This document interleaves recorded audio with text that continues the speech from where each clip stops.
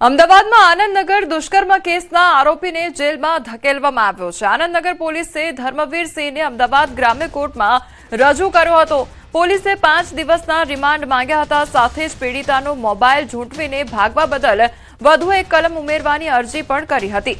કોર્ટે કેસની ગંભીરતાને જોતા પોલીસની અરજી મંજૂર કરી હતી। સાથે જ નરાધમના રિમાન્ડ નામંજૂર કરી જેલમાં ધકેલ્યો છે।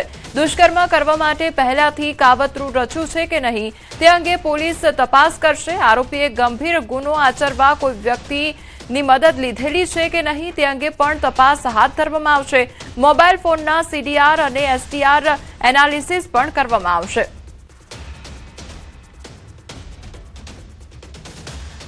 હવામાન વિભાગ દ્વારા આગાહી કરવામાં આવી છે। આગામી 7 દિવસ મધ્યમ વરસાદની આગાહી કરવામાં આવી છે।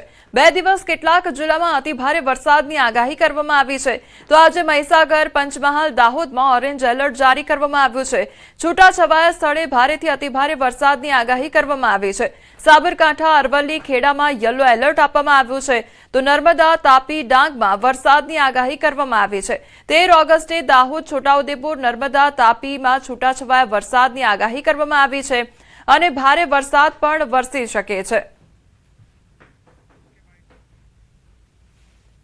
आज 12 अगस्त को पूर्व भाग के जो जिला है इसमें ऑरेंज वार्निंग के साथ heavy to very heavy rainfall का वार्निंग दिया गया है।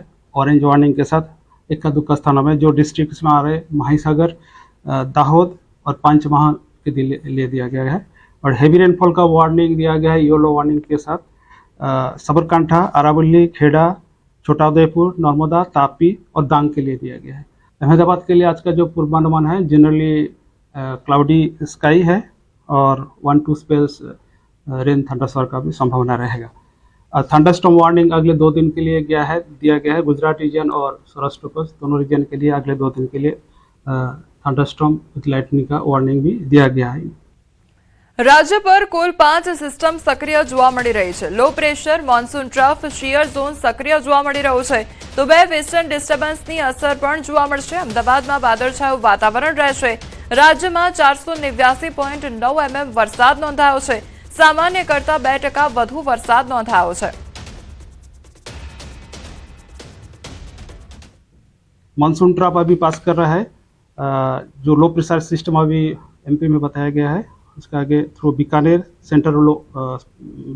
Then central low pressure MP के पास जो है उसके आगे आपका Satna, Daltonganj centre of low pressure system अभी बे बंगाल में बना हुआ है कि अगले 12 घंटा में ऑयल मार्क लो प्रेशर में कन्वर्ट होने का संभावना रहेगा। और उसके आगे एक कंसंट्रेट होने का संभावना रहेगा डिप्रेशन। फिर उसका मूवमेंट रहेगा north westward across west Bengal और एडजॉइनिंग बांग्लादेश होते हुए आगे बढ़ेगा अगले 24 घंटा में। પાટણમાં ધોધમાર વરસાદ ખાબક્યો। પાટણના રસ્તા પર જળબંબાકારની સ્થિતિ જોવા મળી રહી છે। પાટણમાં બપોરે પડેલા ભારે વરસાદના કારણે ગરનાળામાં વરસાદી પાણી ભરાઈ જતા શહેર તરફ આવવાનો મુખ્ય રસ્તો બંધ થઈ ગયો હતો, જેના લીધે ટ્યુશન જતા આવતા વિદ્યાર્થીઓ સહિત સામાન્ય વાહન ચાલકોને ભારે મુશ્કેલીનો સામનો કરવો પડ્યો હતો। તો પાટણમાં અનરાધાર વરસાદ ખાબક્યો અને બપોરના સમયગાળા દરમિયાન વરસાદ વરસ્યો, જેના કારણે ઠેર ઠેર પાણી ભરાઈ ગયા છે। તો ગરનાળાનો જે રસ્તો છે ત્યાં આગળ પાણી ભરાઈ જવાને કારણે વાહન ચાલકોને પારાવાર મુશ્કેલીનો સામનો કરવો પડ્યો છે। બપોર બાદ પડેલા 1 ઇંચ જેટલા વરસાદના કારણે તમે જોઈ શકો છો કે જે પાટણનું પ્રથમ રેલવે ગરનાળું છે તે પાણીથી અત્યારે ભરી ગયું છે અને સ્વાભાવિક રીતે આ એ જ ગરનાળું છે કે ઊંઝા 3 રસ્તાથી પાટણ શહેરના અંદર જે જનતા હોસ્પિટલ તરફ જવાનો રસ્તો છે આ વચ્ચે આવેલા આ ગરનાળું અત્યારે સમગ્ર ગરનાળું પાણીના અંદર ભરાઈ જવાના કારણે તમામ પ્રકારના વાહન ચાલકો અત્યારે અવરજવર માટે બંધ થઈ ગયા છે। સ્વાભાવિક રીતે અહીંયા માત્ર 1 ઇંચ જેટલા વરસાદ ખાબકવાના કારણે કલાકો સુધી અહીંયા આગળ પાણી ભરાઈ જાય છે અને જેના કારણે જે વાહન ચાલકોનું અવન જવન છે તે બંધ થઈ જાય છે। જે રીતના આપ દ્રશ્યોમાં જોઈ શકો છો કે અહીંયા આગળ 2 થી 3 ફૂટ સુધીના પાણી ભરાઈ જાય છે। સ્વાભાવિક રીતે અત્યારે પાટણ શહેરના અનેક નીચાણવાળા વિસ્તારો છે કે જ્યાં આગળ પાણી ભરાઈ જવાના 1 ઇંચ જેટલા વરસાદના અંદર બનાવ બન્યા છે। ત્યારે અત્યારે પાટણના સિદ્ધપુર તેમજ પાટણ અંદર 1 ઇંચ જેટલો વરસાદ નોંધાઈ ગયો છે। સ્વાભાવિક રીતે અત્યારે હવામાન ખાતાની આગાહી છે ને આગાહીને લઈને હજુ પણ 48 કલાકના અંદર ભારેથી અતિ ભારે વરસાદ આવવાની શક્યતાને લઈને આગાહી તો કરી દેવામાં આવી છે, પરંતુ જેમ 1 ઇંચ વરસાદના અંદર જ પાટણનું આ ગરનાળાની આવી પરિસ્થિતિ છે ને અનેક નીચાણવાળા વિસ્તારો છે તે પાણીના અંદર તરબોળ થઈ ગયા છે, તો આવનારા સમયના અંદર જો વધારે વરસાદ આવે તો પણ ભારે પરિસ્થિતિનો સામનો પાટણને કરવો પડી શકે છે. યશવંત પટેલ, ન્યૂઝ 18 ગુજરાતી, પાટણ.